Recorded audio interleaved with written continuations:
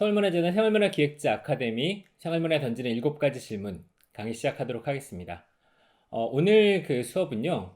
오늘 강의는 여러분들이 사전에 질문을 주신 게 있어요. 제가 그 질문을 보고 좀 분류를 해봐서 어떻게 좀 답변을 드리면 좋을까.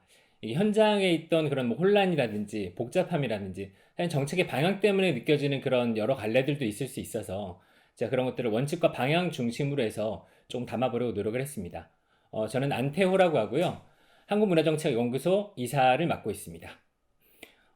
몇 년 동안 계속 그 생활문화 관련한 활동들을 직접 참여하거나 혹은 모니터링이나 뭐 컨설팅이나 그러면서 현장을 좀 본 경험들 바탕으로 좀 이야기를 하는데요. 사실은 현장에 계신 분들에 대한 뭐랄까요? 일종의 존중이랄까? 그런 마음이 좀 있어야 될 것 같다는 생각을 계속 하는 것 같아요. 정책에서 현장을 재단하는 것이 아니라 현장을 어떻게 정책에 잘 담아내야 되느냐를 계속 고민하고 있다고 알아봐 주시면 될 것 같습니다. 네, 첫 번째 꼭지의 제목을 이렇게 잡았습니다. 이것은 왜 생활문화가 아니란 말인가? 몇 가지 제목들을 여기서 질문들을 들어보는데요. 질문들을 바로 넘어가 볼게요. 네, 첫 번째 생활문화의 지향과 방향은 무엇인가라는 것에 대해 질문 주신 분들이 꽤 계셨어요. 생활문화의 갈래, 뭐 정의, 적용, 확장 등에 대해서 어떻게 생각해야 될 건가? 생활문화는 어디로 가야 되는가? 어떤 것들을 지향하고 있는가라는 물음들이었는데요. 제가 첫 번째 사진으로 이걸 갖다 둔 거는 이 사진은 그 부천, 경기도 부천의 송내동 마을사랑방이라는 그 공간의 사진입니다. 그 공간에서 한 그 성과공유의 사진인데요. 2016, 15년도 성과공유로 제가 기억하고 있어요. 그때 여기 마을의 대표분이 하신 말씀이 저는 아직도 기억에 남는데, 올해 우리의 최고의 성과는 여러분입니다라고 말씀하신 게 되게 기억에 남아요. 생활문화 공동체 사업은 뒤쪽에 다시 살짝 말씀드리겠지만, 지금은 지역문화진흥원에서 진행을 하고 있고요. 이전에는 그 한국문화원연합회하고 그 문화예술교육진흥원에서 차례로 진행했던 사업입니다. 지역의 마을 주민들이 어떻게 그 생활문화를 가지고 공동체를 활성화시킬 수 있냐를 그 포커스에 두고 계속 활동을 진행해 왔었고요. 제가 이걸 왜 처음에 뒀냐 하면 생활문화 활동이 처음에 그 생활문화 공동체 사업에서부터 생활문화의 말이 시작됐기 때문에 가져왔습니다. 네, 다음 페이지 보시면 네, 생활문화 공동체 사업의 그 사업 공모안에 나와 있던 내용들이에요. 제가 잠깐만 읽어볼게요. 2011년도에는 저런 문구를 가지고 있었습니다. 문화예술 활동을 통해 개인의 삶을 풍부히 할 뿐만 아니라 공동체 의식 및 지역 내 유대관계를 강화하자는 취지에서 주민의 자발적이고 자생적인 문화활동을 지원한다. 아마 좀 익숙하게 들으셨던 구절이 좀 있을 거예요. 밑에 보시면 지역문화진흥법에서 그 생활문화를 그 정의한 구절이 있습니다. 지역의 주민이 문화적 욕구 충족을 위하여 자발적이거나 일상적으로 참여해 행하는 유형무형의 문화적 활동이라고 그 규정이 되어 있는데요. 그 구절의 많은 부분을 사실은 생활문화 공동체 사업에 있는 자발적이고 자생적인 문화활동이라는 것을 좀 가져왔다는 생각들이 많이 들고 있습니다. 최근에는 2019년에 그 규정을 보시면 주민문화 공동체 활동 확산을 통한 지역 관계망 형성 및 마을 활력 도모, 주체적 생활문화 활동을 통한 문화적 사회적 삶의 질 제고라는 말까지 왔는데요. 생활문화 공동체 사업의 초반에는 예술단체들이 지역에 들어가서 자기 콘텐츠를 가지고 주민들하고 활동하는 내용들을 주로 많이 가져가 왔었어요. 그래서 뭐 연극이라든지 아니면 미술이라든지 뭐 그런 활동들을 가지고 주민들이 문화예술을 어떻게 향유하느냐 문제를 계속 많이 논의를 했었는데요. 2012년 이후부터는 조금 그 사업의 내용이 달라집니다. 2012년 이후부터는 주민들이 그 마을 주민들이 직접 하는 활동들을 위주에 두고 주민들이 직접 신청하거나 주민 단체들이 사업을 만들어가는 과정으로 그게 좀 바뀌게 돼요. 이 바뀌는 과정들을 보시고 그리고 그 지역문화진흥법이나 이후의 생활문화 규정을 보시면 생활문화라는 것들이 어떤 지향을 가지고 있는지가 좀 어렴풋하게 보이시는 부분들이 조금 있을 거예요. 네. 그래서 생활문화 지향과 방향은 무엇인가라는 점에서 그 서우석 교수님이 그 시립대 서우석 교수님이 2019년도에 부천문화재단 그 웹진에 실으신 내용들이 있었습니다. 그걸 가져와서 제가 좀 보완한 내용인데요. 몇 가지 방향들을 좀 볼 수 있을 것 같아요. 주체 확장이라는 게 되게 두드러집니다. 이전에는 그 주로 전문 예술인들이 예술 활동을 하는 게 제일 많았잖아요. 그래서 시민들은 가서 감상하고 즐기고 향유하는 거면 계속 초점이 맞춰져 있었는데 정책의 방향이 조금 변했습니다. 문화의 민주화에서 문화 민주주의로 시민들이 직접 그 실행을 해보고 그 예술을 창작해보는 과정들로 많이 바뀌었어요. 사람들이 감상자로만 남아있던 게 아니라 문화적인 주체로 실제로 창작을 하거나 뭐 그런 활동들을 할 수 있는 사람으로 좀 바뀌는 주체 확장이 벌어졌고요. 그리고 또 공간의 확장이 일어났습니다. 사실 요즘에는 공연장이나 전시장 말고도 뭐 작은 공간들이나 야외 공간이나 그런 데서 하는 예술 활동들 되게 많이 보실 텐데요. 그런 전문관 장소에서만 벌어지던 그 문화 공간의 활동이 되게 여러 장소로 확장됐다는 거죠. 특히 전문 예술가들도 그런 장소를 계속해서 찾아 나서고 활동들을 하는데, 시민들 같은 경우는 더 생활에 밀착된 공간들을 만드는 거죠.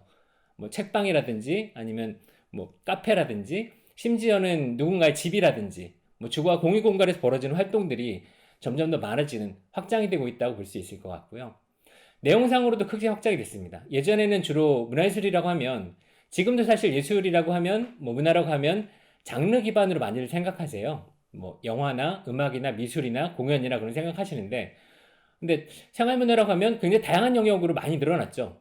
뭐 흔히들 보시는 뭐 요리나 목공, 뭐 뜨개질, 심지어는 이것보다 더 나가는 뭐 그 독후 활동이나 아니면 다른 활동들까지 생활문화 영역으로 많이 포괄들 하고 있습니다. 또 방식들이 많이 바뀌었습니다. 이전에는 시민들은 그저 그 정책에 참여하는 사람들만 정책을 향유하고 정책의 대상자로만 설정이 됐었는데요. 생활문화 정책이 만들어지면서 시민들이 정책에 좀 적극적으로 참여할 수 있는 가능성들이 더 많아진 것 같아요. 시민들의 활동, 그리고 시민들 활동에 기반한 그런 판단들, 그런 영역들이 더 넓어질 수 있다는 그런 가능성들이 계속해서 만들어지고 있는 것 같습니다. 그런 점에서 거버넌스라는 것들이 많이 얘기되고 있는 것 같기도 하고요. 네, 특히 그 생활문화의 지향이라고 하면 이 부분들 좀 빼놓을 수 없을 것 같습니다. 일상성과 즐거움, 자발성. 일상성이나 즐거움이라는 말 혹은 자발성이라는 말이, 일상성과 자발성은 법 규정에도 나와 있는 거죠. 생활문화 활동이 특별한 게 아니라 사실은 생활 일상의 영역에 적극 자리 잡을 수 있어야 되는 그런 지향들을 가지고 있고요. 그러니까 뭐 공연장에 가거나 뭐 특별한 날에만 하는 게 아니라 살면서 아주 내가 하고 싶을 때 일과 생활의 긴장을 좀 풀고, 그리고 재미와 즐거움에 기반한 활동들을 좀 할 수 있어야 된다는 얘기들이 되는 것 같습니다. 예전에 기억하시는 분들이 있을지 모르겠지만 90년대였나요? 2000년대 초반이었나요? 즐거움은 힘이 세다라는 그런 광고 카피가 있었어요. 사람들이 즐거움을 바탕으로 하면 굉장히 많은 것들이 이뤄낼 수 있다, 굉장히 활발한 활동들을 할 수 있다라는 것들을 전제로 둔 것들이 생활문화 영역이라고 보실 수 있을 것 같아요. 그리고 타율화된 활동이 아니라 스스로 만들어내는 활동. 뒤쪽에 제가 가치 지향이나 생활문화 방향에 대해서 다시 한번 말씀을 드릴 텐데요. 이게 굉장히 중요합니다. 정책에서 시켜서 하는 것 혹은 정책에서 규정하는 내용들이 아니라 시민들이 스스로 만들어내고 스스로 점점 더 살을 붙여나가는 그런 활동이라는 것이 되게 중요한 지향 중에 하나라고 볼 수 있을 것 같습니다. 다음은 제가 자립하는 개인이라고 써봤는데요. 어떤 말을 쓸까 좀 고민을 하다가 저런 말을 선택해봤는데, 사실 저희가 그런 얘기들 되게 많이 하잖아요. 고령사회다, 고령화 사회다. 지금 100세 이상 노인이 한국에서 한 2만 명 이상 될 거예요. 제가 몇 년 전에 그 통계를 봤을 때 17,000명가량 됐었거든요. 상당히 많은 숫자고, 그리고 초고령 사회에 이미 거의 접근해 있다는 얘기들이 많이 듣습니다. 더 이상 후속 세대가 잘 나오지 않고, 우리도 계속해서 늙어가고 있지만 서로서로 다 늙은이들끼리 사는 그런 사회를 좀 준비해야 된다는 거죠. 근데 보면 나이가 드신 분들, 특히 나이가 드셔서 홀로 되신 분들이 자기를 좀 관리하거나 자기를 돌볼 수 있는 돌봄에 대한 능력들이 많이 저하되어 있는 것들을 볼 수 있어요. 뭐 인생에 대해 자포자기할 수도 있고, 특히 경제적 문제나 그런 것들이 겹치면 되게 어려워하는 점들이 많이 생깁니다. 근데 그런 점들을 어떻게 좀 해결할 수 있을 것인가 라는 지점에서 문화예술이 한 축에 답을 좀 줄 수도 있다는 생각이 드는 것 같아요. 어떻게 스스로 돌볼 수 있을 것인가. 문화예술이 사실은 정체성과 관련돼서 굉장히 커다란 위안을 주기도 하고 자기 정체성을 확보하는 데 있어서 큰 역할을 하기도 합니다. 그런 점에서 보면 생활문화라는 것이 굉장히 큰 역할을 할 수 있지 않을까라는 고민들이 드는 것 같습니다. 사실 이렇게 써놓기는 했지만 생활문화에 있어서 뭐 지향과 방향에 있어서 가장 커다란 걸림돌 중에 하나는 한국이 되게 지독한 노동사회라는 겁니다. 노동시간이 굉장히 많기 때문에 설문조사나 여가 실태조사 같은 걸 보면 사람들이 시간이 없어서 여가 활동을 못한다. 시간적 여유가 없어서 뭘 못한다. 그리고 돈을 벌어야 되고 계속해서 경제활동을 해야 되기 때문에 그런 거 할 수 없다라는 얘기들이 많이 나오는데요. 생활문화를 좀 지렛대로 해서 그런 노동 중독 사회에도 좀 탈피할 수 있는 계기가 좀 만들어지지 않을까라는 기대도 사실은 약간 가지고 있는 것 같아요. 이건 문화예술 교육이 입시 교육 때문에 사실 잘 안 된다는 말하고 좀 비슷한 얘기가 될 수도 있을 것 같습니다. 그 다음 생활문화의 지향과 방향에 또 말씀을 드리면요. 생활문화라는 것들이 개인의 즐거움을 좀 넘어서 타인과 어떻게 교류하느냐, 그리고 타인과 어떻게 만나느냐, 타인과 어떻게 그런 즐거움들을 나누느냐의 문제가 되거든요. 그래서 공동체의 가치를 부여하는 그런 방안들이 될 수 있을 것 같습니다. 사회자본과 관련해서는 뒤쪽에 그 성과 측정에 관련된 질문이 있어서요. 거기서 좀 더 자세히 말씀을 드리도록 할게요. 어, 그래서 그 미학적 성취라는 부분도 또 나오는데요. 아마 뭐 특히 동호회 활동하시는 분들, 아마추어 예술가 분들은 많이들 공감을 하실 거예요. 미적인 완성도를 굉장히 추구하시는 분들이 많습니다. 제가 현장에서 볼 때도 이 정도 되면 자기도 프로에 가깝지 않느냐라는 그런 그 뭐랄까 자만까지는 아니고 그 되게 그 그러니까 자긍심을 갖는 분들이 많이 있는 것 같아요. 네. 그래서 사실은 프로랑 그 아마추어랑 그런 경계들이 결국은 그걸 통해서 경제적인 이익을 벌어들이느냐, 직업적으로 전업을 하느냐의 문제인데요. 가끔은 아마추어에서 굉장히 노력을 해서 전업 활동으로 전환이 일어나기도 합니다. 그래서 뭐 연극하시는 분들은 오디션을 본다든가 혹은 음악 하시는 분들도 세션을 하신다든가 그런 활동으로 전환이 일어나는 경우도 종종 제가 보기도 합니다. 그래서 미학적 성취라는 것도 생활문화가 지향한 하나의 방향이 될 수 있을 거다라는 생각들이 들고요. 그리고 또 하나는 민주주의 훈련 좀 엉뚱하다고 생각하실 수도 있을 텐데요. 생활문화를 하다 보면 특히 뭐 동아리 활동에서 되게 두드러지죠. 동호회 활동을 하다 보면 한국 사람들 사실은 다른 사람들과 의견을 교환하거나 혹은 의견을 좁히거나 토론하거나 혹은 그런 것들을 협의하거나 협상하는 일에 굉장히 그 뭐랄까 둔하다고 할까요? 경험이 별로 없다고 할까요? 서툴다고 할까요? 그런 점들이 많이 있는 것 같아요. 그래서 근데 동아리 활동을 하다 보면 그런 걸 계속 결정해야 되는 일이 벌어집니다. 언제 연습을 할 건지, 그리고 발표를 하면 어디서 할 건지, 비용은 얼마나 들일 건지, 누가 얼마나 참여할 건지에 대해서 계속해서 끊임없이 의견을 주고받아야 되는 일이 생겨요. 그래서 그런 과정에서 소통하고 협력하고 조정하는 과정에서 실제 민주주의와 관련된 훈련들을 한다라는 이야기들이 많이 나오고 있습니다. 인천의 문화바람 같은 경우가 그런 경우로 많이 얘기가 됐었는데요. 수많은 동아리들이 계속 모여서 그런 활동들을 하고 동아리끼리 네트워크를 짜면서 그런 활동들이 확장돼가는 모습들을 잘 보여주고 있었습니다. 네, 두 번째 질문으로 넘어가겠습니다. 두 번째 질문은 생활문화는 동아리인가? 그렇다면 개인 활동은 어떻게 봐야 할까라는 질문인데요. 정말로 오랫동안 나온 질문인 것 같아요. 사실 이거는 그 법조항에서 그 원죄가 있다고 생각되기도 하는데요. 일단 이 사진부터 설명을 드리면 사진은 제가 그 인터넷에 가져온 건데 기타가 좀 많이 있는 장면을 가져와 봤어요. 제가 아직도 처음에 어렸을 때 기타를 배우던 시절을 좀 잊지 못해서 기타를 처음 잡고 그 뭐랄까 C 코드를 붙잡고 아르페지오를 처음 그 연주했을 때 그 뭐랄까 그 즐거움과 그 기쁨이 많이 느껴지는 것 같아서 기타를 보면 아직도 그런 동경과 설렘이 좀 많이 나오는 것 같습니다. 동아리 활동 근데 사실은 되게 뭐랄까요? 어, 굉장히 강력한 활동이에요. 그 다음 페이지 보시면 지금까지 생활문화 활동의 그 되게 스테레오타입이라는 게 장르 기반으로 하는 동아리 활동이 제일 많았거든요. 연극이나 뭐 음악이나 뭐 춤이나 미술이나 장르 기반 동아리 활동이 제일 많았는데 앞에서 말씀드린 사회자본이나 그런 측면에서 동아리 활동이 참여자들 간의 관계 증진이나 혹은 문화예술에 대한 이해도 높이고 뭐 지역 활동의 연계점이 계속 발생하죠. 공연을 하거나 활동을 하니까 다양한 네트워크와 외부 효과를 기대할 수 있는 그런 긍정적인 활동이긴 합니다. 하지만 이게 생활문화 자체가 곧 동아리냐, 동호회 활동이냐라고 하면 그렇지는 않다는 거죠. 사실 제가 뭐 원제라고 말씀드렸지만 지역문화진흥법 7조에 저런 구절이 있어요. 앞에는 사실은 뭐 생활문화는 주민들이 하는 일상적으로 자발적으로 하는 유무형의 문화활동이다라고 얘기를 했는데 실제 7조에 가서는 지원의 근거를 저렇게 둡니다. 국가 지방자치단체가 생활문화를 활성화하기 위해서 주민문화예술 단체 또는 동호회 활동을 지원할 수 있다라는 구절이 들어가 있어요. 이게 정책의 수단을 이렇게 못 박아 버리니까 사실은 지원기관들에서 저 구절을 많이 벗어나지 못했던 그런 시절들이 오랫동안 지속됐습니다. 뭐 사실은 서울시도 마찬가지였고요. 서울시가 2017년부터 2019년까지 계속해서 지났던 뭐 생활문화예술 1기라고 하는데요. 그 1기 동안에 왔던 과정들이 계속해서 동호회를 발굴하고 동호회를 활성화시키고 동호회를 통해서 계속해서 다른 가치들을 만들어내는 그런 작업에 굉장히 못 박혀 있었어요. 근데 사실 우리가 동아리 활동만 생활문화냐라고 할 때는 좀 한계가 많이 있는 것 같습니다. 실제로 동아리 활동하는 사람은 그 설문조사 같은 걸 보면 채 10%가 안 되거든요. 그렇다고 한다면 이게 더 이상 확장이 잘 일어나지 않는다고 한다면 사람들의 활동을 생활문화로 어떻게 연착륙시킬 수 있을 것이냐라는 문제가 제기될 수 있을 것 같아요. 동아리 활동을 넘어서 개인 활동의 가치를 어떻게 발견할 거냐, 혹은 동아리는 아니지만 개인들의 연계 활동들, 개인들의 작은 모임들을 어떻게 정책의 영역 안으로 같이 포섭할 수 있을 것이냐 라는 질문들이 계속해서 발생할 것 같습니다. 그래서 개인들의 연결과 교류를 계속해서 장려하고 그런 활동들을 통해서 생활문화의 폭을 계속 넓혀가는 과정들이 좀 필요한 게 아닐까라는 생각들이 좀 들고 있는 것 같아요. 네. 다음 질문은요.